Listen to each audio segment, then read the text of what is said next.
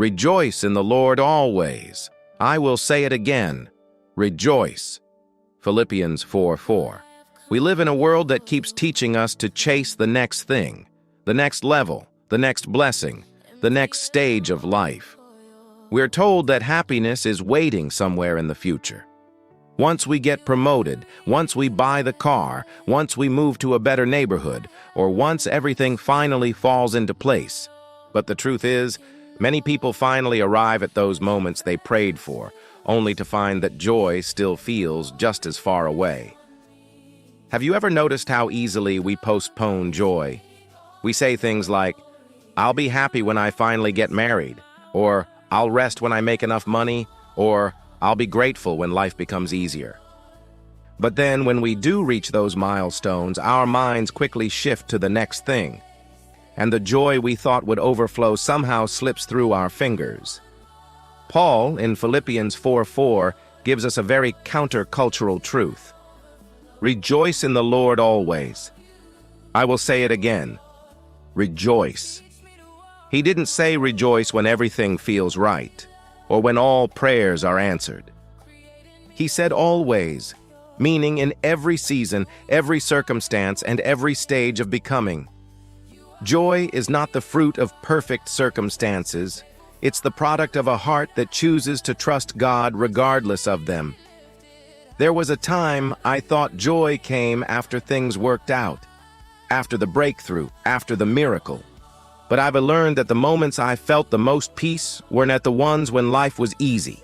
They were the moments when life was hard, yet I still felt God's presence. Maybe you've experienced that too. That quiet strength that rises in the middle of chaos, the laughter that comes through tears, or the sudden peace that doesn't make sense. That's not happiness. That's joy, and it comes only from the Lord. I remember a friend who lost her job unexpectedly. For months, she applied everywhere, and doors just wouldn't open. Naturally, she felt discouraged, but every morning she would still wake up early, dress as if she was going to work, and spend time in prayer. When I asked her why, she said, "If I lose my joy, I lose my strength, and I can't afford to lose both." That hit me deeply, because the Bible says in Nehemiah 8:10, "The joy of the Lord is your strength." She understood something many people don't, that joy isn't optional. It's spiritual fuel.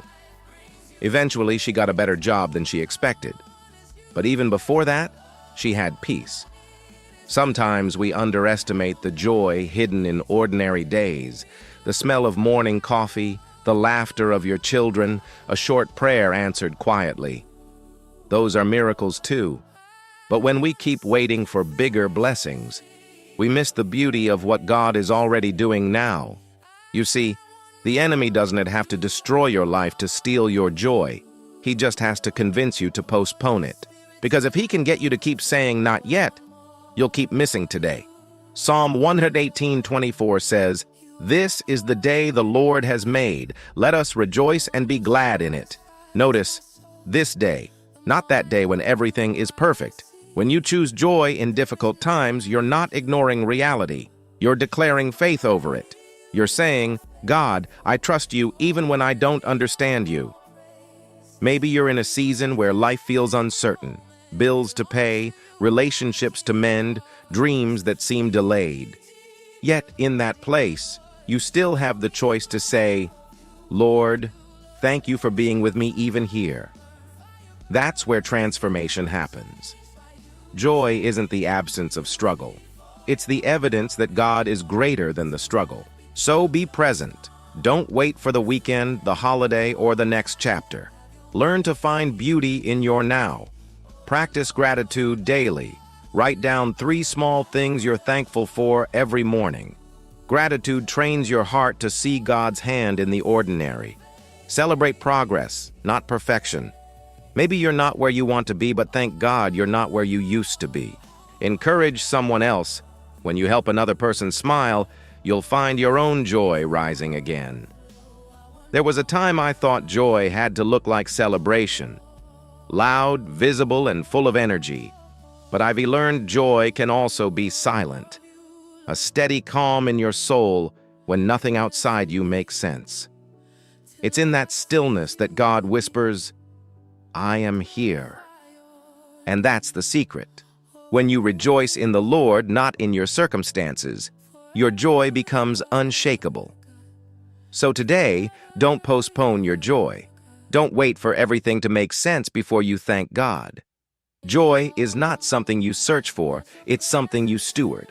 If you woke up this morning, you already have a reason to rejoice. If God gave you breath, He gave you purpose. And if you still have purpose, you still have hope.